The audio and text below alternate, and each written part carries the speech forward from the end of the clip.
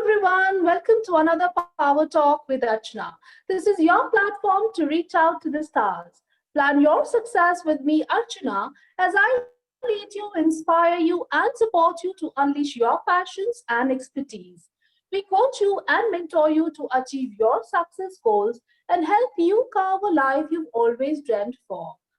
Power Talk with Archana brings to you world-class virtual and in-person skill development programs especially curated for you and support you all through as you take your first step launching your startup initiative. Welcome to my world as I collaborate with business leaders from across the world. I have with me a very dear friend, Carol Kinsey Goman. Carol is a part of my professional network and based in California. We all love LinkedIn learning, don't we? Carol Kinsey is a leadership contributor for Forbes, and she is the creator for LinkedIn Learning's best-selling video course with over 2 million views for body language for leaders. Her latest book, Stand Out: How to Build Your Leadership Presence, is being published in the UK and US. Carol helps business leaders improve their body language and build their leadership presence. She's a sought after international speaker and has clients in more than 32 countries. Let's give a very warm welcome to Carol. Hello, Carol. How are you doing today? I'm doing wonderfully well. Thank you. How are you doing? I'm absolutely great. Thank you so much. And we are very delighted to have you on our show, Carol, and looking forward to hear from you everything what makes leaders stand out. So tell me, Carol, tell me everything about this wonderful book that you've written about body language for leaders. Well, Body Language for Leaders is the video course on LinkedIn that has had all of those amazing over 2 million views from all over the world. I get emails and notices from everybody, and that's just an amazing thing to me. Stand Out is a book that has both body language and verbal tips for being seen as the best authentic version of yourself. So it's not about faking it. It's not about pretending. It's about finding out what's very special about you and being able to project that to others.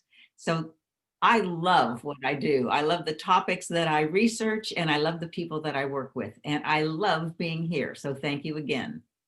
Great. Looking forward to know more about body language for leaders and this course in particular that you've designed for LinkedIn Learnings. Tell us more about it. Well, you know what wasn't on that course is what I'm going to tell you about, because when I did the course Body Language for Leaders, and then I updated it about a year and a half ago, we were still in what I call the real world. You know, we weren't doing this online. So the cues that I talked about, you have 7 in person, you have 7 seconds. Now that doesn't seem like a lot, but in 7 seconds, you make a first impression. So it's the way you walk into the room, the initial gestures that you use, your facial expression, the sound of your voice if you say hello, your greetings to people, whether it's shake hands or bow or curtsy or whatever, where you sit, who you sit next to, all of those are sending messages that are being evaluated. And we're deciding if you're competent, if you're warm, if you're empathetic, if you have confidence in 7 seconds. Well, that seems like an eternity when you compare it to what we have online. When we're in a virtual meeting, we make a first impression in 1/50th of a second, instantly. So all people see is that initial expression. So that's one of the first things you have to decide. If you want to be seen kind of worrying about something, or even if it didn't have anything to do with the meeting, but if you've just been thinking about something, that's what people are going to judge. So in those 7 seconds, we get a lot of information about each other. We see the way they enter a room, we see the way they walk, the way they greet, the sound of their voice, and we see their entire bodies. Online, we don't. We have 1/50th of a second, not 7 seconds. And in 1/50th of a second, we're making those instant evaluations of each other. So if you start out with a smile, people respond in a positive way. If you start out with a frown because you're thinking about something else, that's what people pick up first, and that makes that instant impression. So first of all, there's a lot of things that I didn't get to talk about. One of the other things that's so important on a virtual platform rather than in person is that virtually you can gesture and you can gesture wide. But you see, when I do that, I go off camera and those gestures are lost. It doesn't matter what I'm doing. Now, when you frame yourself so your gestures can be seen, that's why I always put a frame on my camera so it goes down partly into my body so that I'm not just a talking head, because the more of my body people can see, the more trustworthy and the more connections I can make. And being trustworthy and connecting authentically with people these days as a leader with your team is crucial. So let them see as much of your body as you can put on camera. Let them see your gestures. So don't make them too close to the camera where they become these gigantic things flying at you. Don't make them so wide. All of that you could do in person and look perfectly good. Online, bring your gestures in, but use them. It will help people think. It will help you think. It will help them understand. If you say there's 2 points and you give them that signal of 2 points or 1 point, and one is a big issue and one is just a tiny thing, all of those hand gestures add meaning to my words. And again, because we don't see body language, you want to let them see as much of your body language as you can, particularly, like I say, in these kind of very tough emotional times. And don't you think that one of the hardest things is eye contact? You know, in person, I love to look people in the eyes. And in fact, there's a trick that I use.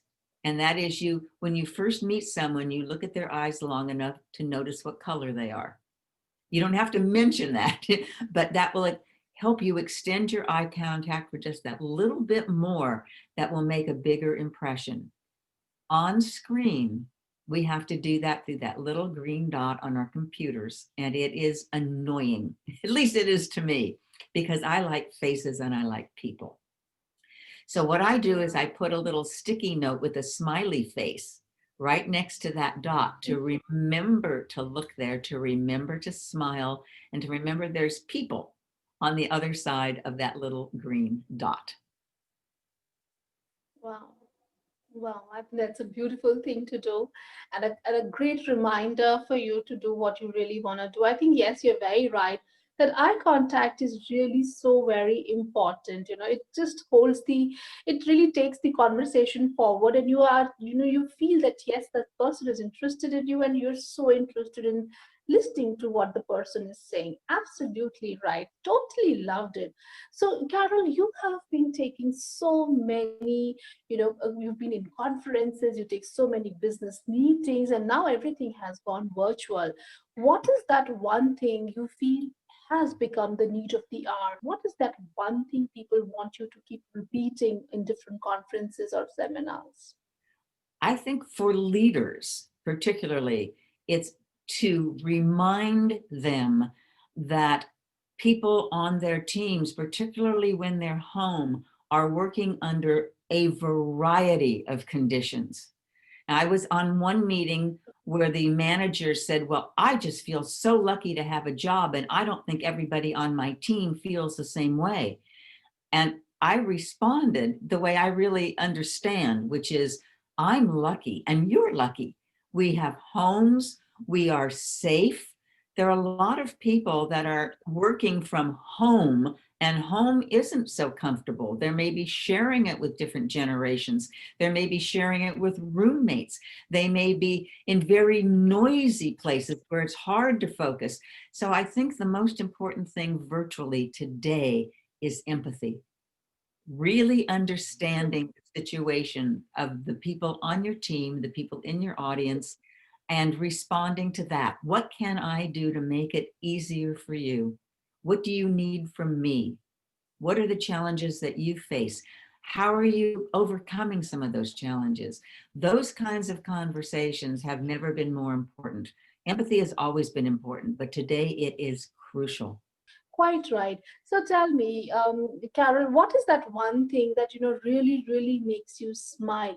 We know that we all are going through a very tenseful stage at this point in time, You but know there what, must be something that really makes you smile. what really makes me smile is the fact that this pandemic didn't happen 10 years ago when we wouldn't have this kind of technology to connect with as readily as we have. I have done speeches Yeah. in, not only in India now, virtually, but in Istanbul, in Pakistan, in Paris, in Brussels. I mean, it's fabulous that we can still connect with each other on some platform. It's also makes True. me smile to know that this isn't forever. It can feel like forever. And boy, this year felt like forever already, but it isn't. Yeah. We will return to a different, perhaps not exactly the same, but we're not all going to stay in our homes because we miss each other. We miss that social Yeah. interaction. And so we are going to come together again in person in the future. So we just have to hang in there together, be kind to one another, be empathetic Yeah. about one another, and look for those brighter days. Just get through this the best you can. Be easy on yourself. Take care of yourself. Leaders sometimes, particularly women leaders, we have families to take care of, we have other issues to take care of, and teams to take care of, and sometimes we forget that taking care of yourself is also a service to everybody else. True. Very right. Talking of women leaders, I've just done a magazine called Power Talk. It's one of my publications, and we've spoken about sustainability, and we've done a edition, a special edition for UN Women, where we are talking about women, gender equality, and women leaders. Yeah. Tell me one thing. What are your thoughts on women coming in power and be involved in policy making, or maybe taking a place in the corporate boards? Or maybe maybe having a voice of their own. If we talk of women who are being restricted from taking education, or not taking the right education, or even their girl child is not being encouraged to be taking education. So what are your thoughts there? How can we really work on giving women that power, that authority, that right to be a leader, to have a voice?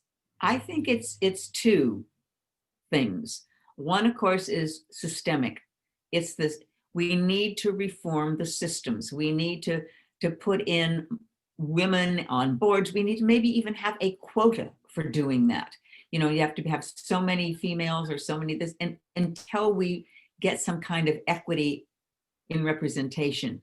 We need to have men and women understand that women are under different pressures. They're under different psychological pressures. They're under different biases. It's more difficult for them to be evaluated as leaders because we're looking for certain things and we don't particularly value some of the wonderful qualities that women bring into the workforce and into leadership in particular. That's part of it. The other part is women have to step into their own power. Let me give you a body language example. Females typically sit in condensed postures. That is, we bring our elbows into our bodies, we have our hands clasped or in our lap, our legs are crossed, where shoulders sometimes are rounded. We typically sit that way. When we do that, we look smaller than we are. When we have good posture, and this is particularly noticeable on Zoom because that is something you can see. When we have good posture, when we bring our arms away from our bodies, when we sit tall, when we make positive eye contact, whether it is virtually or in person, we send what I call a soft power message. We send a message of owning our own leadership, owning our own place there. The other thing on Zoom particularly, but also in person, is you have to speak up. You can't have presence if you're not present. So if you sit in the back, either metaphorically or physically, and don't contribute, it doesn't matter how much leadership ability you have, it won't be seen. So one of the things that I tell women in meetings to do is speak early, even if it's just to say, I agree with that point you just made, or that was very interesting, a similar thing happened to me. Say something to get your voice heard. And then when you have something to add of substance, make sure you do. Don't sit there and hold back and let someone else run away with a meeting that you could have been a real leader in. So that's our job. You know, there's a job of the system and there's a job of us personally to own, to not let the imposter syndrome take over. Oh, we're not good enough. Oh, we don't have all the qualifications. Just get rid of that and become your own best coach. You know, they say that they did a study at Hewlett Packard that said that if there's a job opening, a man who has 6 of the 10 qualifications will apply for the job. Women wait to be perfect. If they don't have all 10, they won't even apply. That's not to our benefit. We need to understand that being what I call perfectly imperfect is it plenty good enough. It's all we need to be. You know, it's men understand that. Women, we need to get on board with that. We need to own that. We need to feel that about ourselves. We need to reward ourselves. We need to record our successes. All of those things build our leadership presence internally so we can express it externally. Lovely. Totally loved it, Carol. Totally loved it. Really wonderful. Absolutely wonderful. I hope my audience are listening. There's an important message out there. It's so very important to own yourself and have that feeling of self-love and self-awareness. And that's when you actually get the ball rolling. You create that leadership presence for yourself because you keep feeling proud of what you are and who you are and how you have made it to where you stand. Great, lovely, amazing. Carol, I'm really, really tempted to ask you. You've done so much on leadership presence, body language.